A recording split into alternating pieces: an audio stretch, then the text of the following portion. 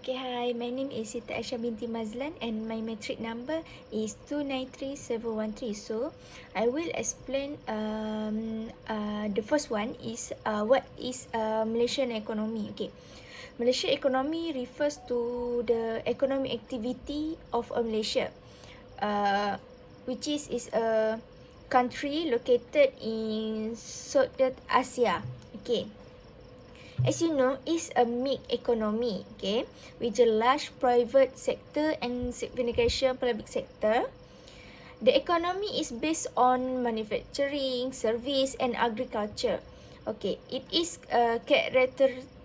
characterized as a mixed economy, combining element of both a market economy and government intervention. Okay, to the base of my knowledge, as of September 2029, Malaysia economy can be described as a diversified and export-oriented economy.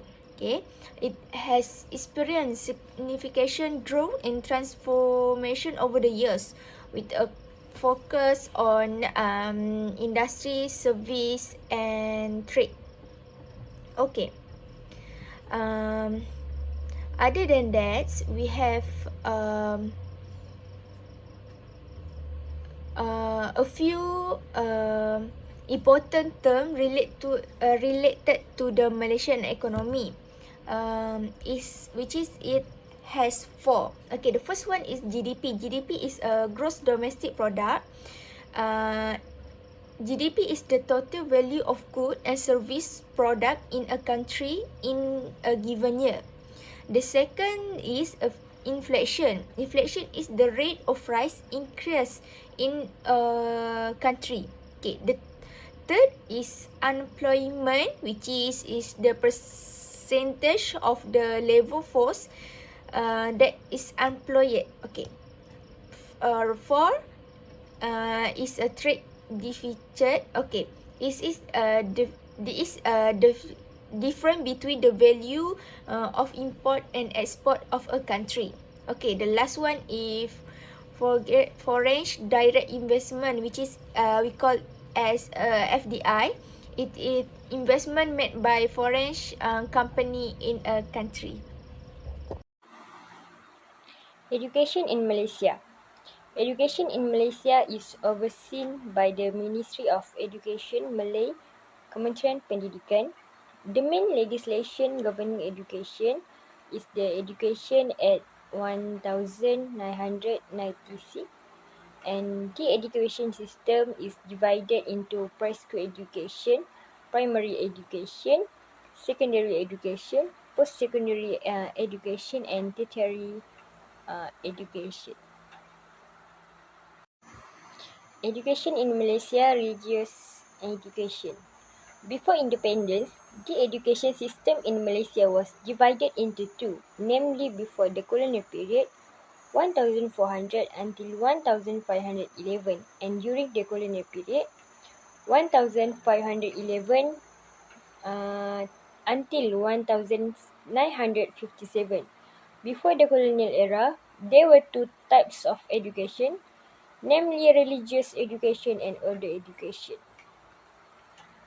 For religious education is divided into three chains, which are centered on teacher's home, centered on mosque, surau or madrasah, and centered on religious institution. Second is vernacular education system. The laissez-faire policies in education has led to the existence of 5 types of schooling during the British era. The school are Malay Vernacular School, Chinese Vernacular School, Tamil Vernacular School, English School, and Religious School or Madrasah. For pre-independence, the formation of a national education system, acknowledgement of the final goal of Bahasa Melayu becoming the main medium of instruction, the beginning of a curriculum that is oriented towards the environment around Malaysia, and create the same examination system for all. For post-independent, increasing the excellence of additional institution, The new policy of the Ministry of Education 2030 to 2025 vision quality education for educated people in a prosperous country, mission to preserve a quality education system to develop potential individual to fulfill national aspiration. The first level of education in Malaysia is primary education, which is covers 6 years of schooling for students between the age of 7 and 12. The official language of teaching is Bahasa Melayu, but English, Mandarin, and Tamil are used in national style schools. This level focuses on providing core subjects, which is mathematics, science, and language. In 1957, Malaysia education system introduced Curriculum Bersepadu Sekolah Rendah, which is KBSR, in 1983 to solve the problem of mastering basic skills. KBSR was initially implemented since the Fourth Malaysia Plan in 305 primary school. The principle of KBSR based on FPK, which is integrated approach, equal education for all students, long life learning, conducive learning surroundings, organizational activities and classroom management must be flexible, mastering 3M, which is reading, writing and counting. In 2011, Curriculum Standard Sekolah Rendah, which is KSSR, replaced KBSR. KSSR will include the fourth element of reasoning, in Bahasa Melayu is menakul, and become 4M for the mastery of elementary pupils. The next level of education in Malaysia is secondary education, which have two, lower secondary and upper secondary. Lower secondary, known as Form 1 to Form 3, is compulsory for all students in Malaysia. Students are introduced a wide range of subjects, which are mathematics, science, English, Bahasa Melayu, history, geography, and Islamic study or moral education. The curriculum is designed to provide students with a strong foundation in this subject, while also encouraging critical thinking and problem-solving skills. Students will be evaluated from four perspectives in lower secondary, which are a sport assessment, a psychometric assessment, a school-based assessment (PBS), pentadbiran berasaskan sekolah and the pentaksiran tingkatan 3 (PT3), which will replace the penilaian menengah rendah (PMR) in 2014. The final evaluation in PBS is based on the student's success in both academic and extracurricular activities. The student will base on this result to decide on the selection of stream. Next is about upper secondary. It's not compulsory and is divided into two streams, the academic stream and the vocational stream. The academic stream prepares students for higher education, while the vocational stream focuses on practical skills and training for specific careers. Ministry of Education made decision to limit number of subjects that will chosen by students for SPM examination in 2010. The goal of this action is to motivate students to commit more time to extracurricular activities. In post-secondary, students can continue their education by spending around 1.5 years getting ready for the public post-secondary school examination known as the Higher School Certificate (STPM). From 1982, examination papers for STPM are set locally. STPM is equivalent to the A-level certificate for curriculum of secondary education. The primary language of teaching in secondary education changed to Malay in 1958. The Curriculum Development Centre was formed in 1973 as part of the Third Malaysia Plan to plan, review and develop secondary school curriculum activities in maintain with national goals for all courses. Curriculum Bersepadu Sekolah Menengah KBSM was introduced in 1989. The KBSM had the following objective. First, to increase proficiency in Bahasa Melayu and English, to develop and enhance intellectual capacity, to develop self-confidence, to understand and appreciate the history and the socio-cultural of the country, to increase moral values, and to develop patriotism. The goal of the One Student One Sport in Bahasa Melayu is Satu Murid Satu Sukan program started in primary and secondary schools in 2011. Was to create all-around student in terms of both intellectual and physical abilities. According to the policy, weekly sport activity time for elementary pupils will be 60 minutes and for secondary students it will be 90 minutes. So from the table, we can see that The table is about education direction, and there are changes that happen in a certain year. And the last level of education in Malaysia is higher education. Malaysia higher education system is composed of both public and private institutions, with the former being heavily subsidized by the government. There are currently 20 public universities and over 500 private colleges and universities in Malaysia, offering a wide range of programs from undergraduate to postgraduate levels. The Malaysian Qualification Agency (MQA) is responsible for ensuring that all programs offered by higher education institutions meet this standard and are recognised nationally and internationally. In 1949, the first public institution in Malaysia was founded in Singapore, which is the Institution of Malaya. Before University Science Malaysia was founded in 1969, it was the sole university in Malaysia. Degree programs at public universities were reduced in duration from 4 years to 3 years in 1996, with the exception of medical degrees. The completion of Form 6 is required for admission to degree programs at public universities. As a requirement for admission to private college or to sign up for university programs, students may choose to take the STPM or A-level certificate exam. Public universities have run matriculation programs since the 1980s. These pre-university programs were designed especially for Bumiputras. That's all from me. Thank you. Okay, the next is I will explain about the public and the private higher education. Okay, public and private higher education is two main type of education institution. Okay, they are in different term of funding, government and the study body that attract. Okay, public higher education is funded by the government. Okay, is usually free or subsidized for student. Okay, public university are usually large and have more student than private university, because a private university is as we can see is a little bit in high you know,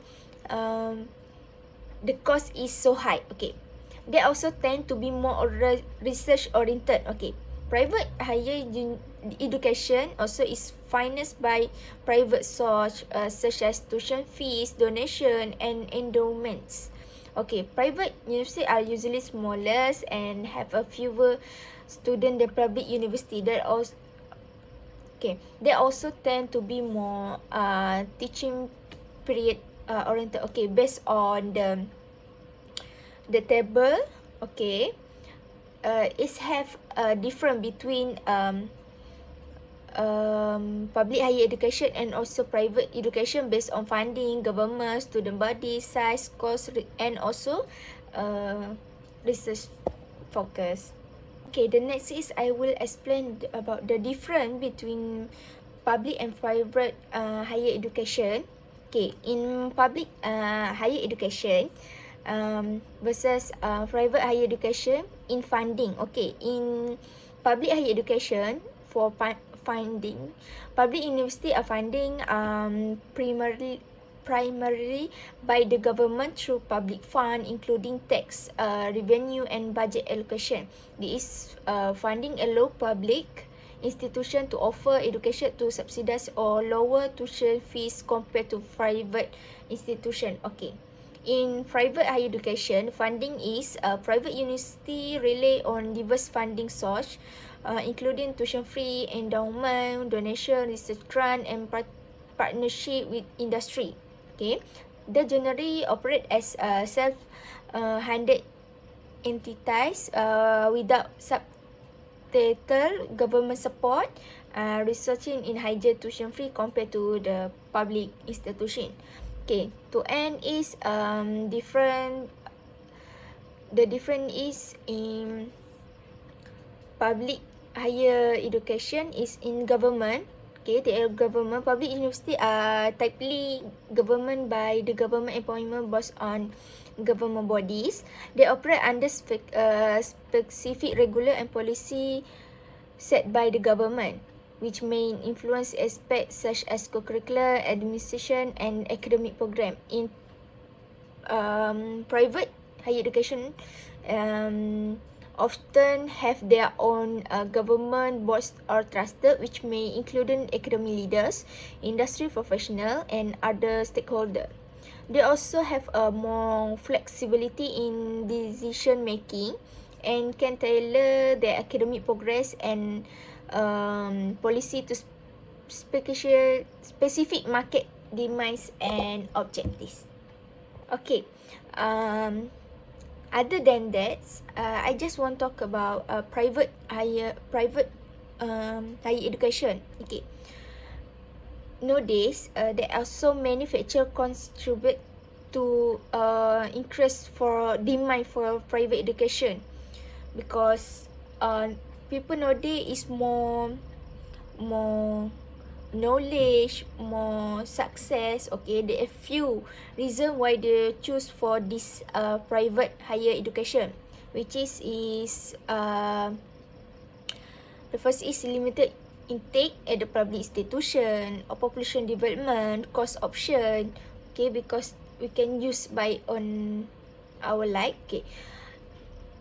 The fourth is the economy recession in 1997 and the drastic decline of the Malaysian currency, and rapid growth of IT and the global level, survey the Muslim packet, and the last one is quota system. Hi, my name is Nurin Fatihin binti Mat Razib and my matric number is 293727. Now, I want to explain about employment graduate and retaining program.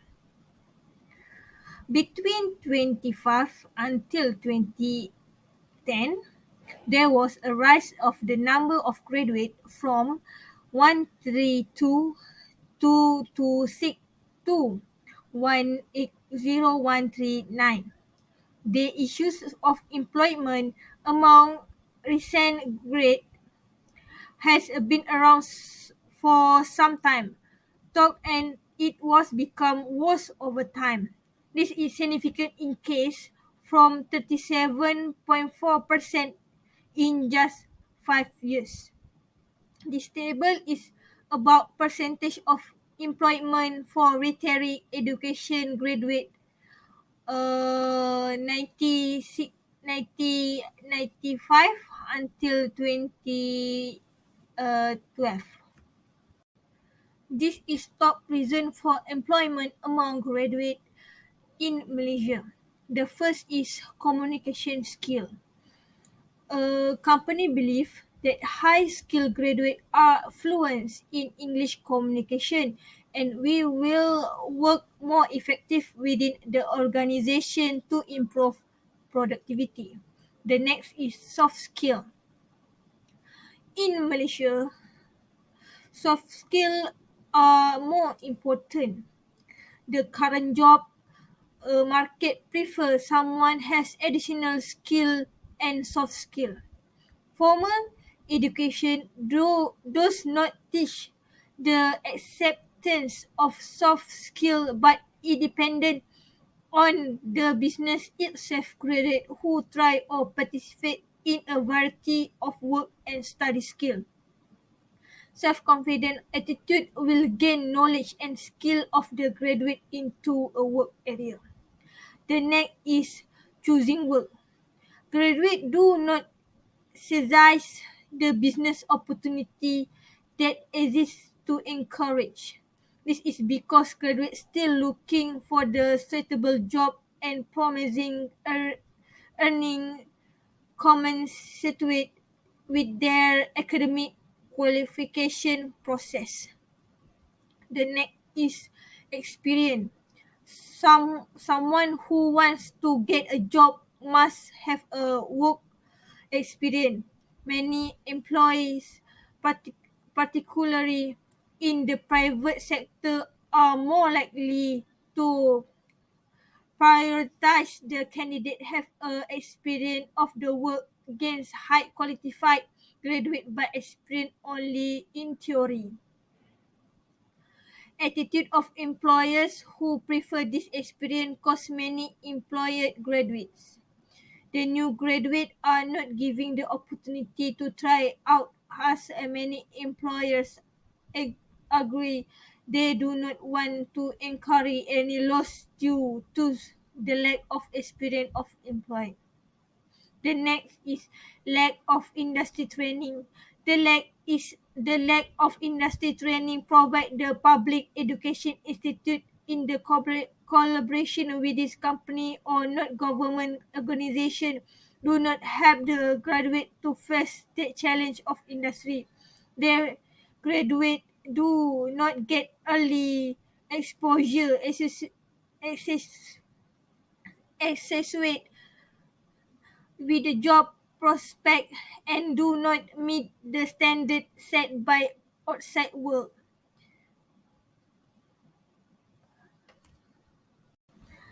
In conclusion, the education system in Malaysia has come a long way since its early day.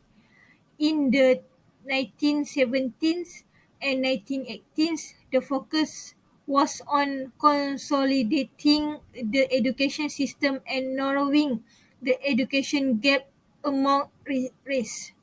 This was a major undertaking as Malaysia is a multiracial country with a diverse range of language and culture. In the 1990s, the focus shifted to private school education, smart school, and private education. This was in response to the growing demand of the quality education and the need to prepare Malaysia of the challenge of the 21 country. Today, Malaysia government is committed to providing quality education for all citizens. The Education Blueprint 2025 set out a comprehensive plan to improve quality education in Malaysia, from early childhood education to tertiary education. The blueprint aims to achieve the following goals. First is provide quality education for Malaysia regardless of their race, regulation or social background. Narrow the education gap between different group and students. And these incentives are helping to provide more choice of Malaysian students to make quality education more accessible for everyone. The Malaysian education system is on the right track with the government commitment to providing quality education for all and the support of private incentive. Malaysia is well positioned to achieve this goal to become high income nation by 2020. Thank you.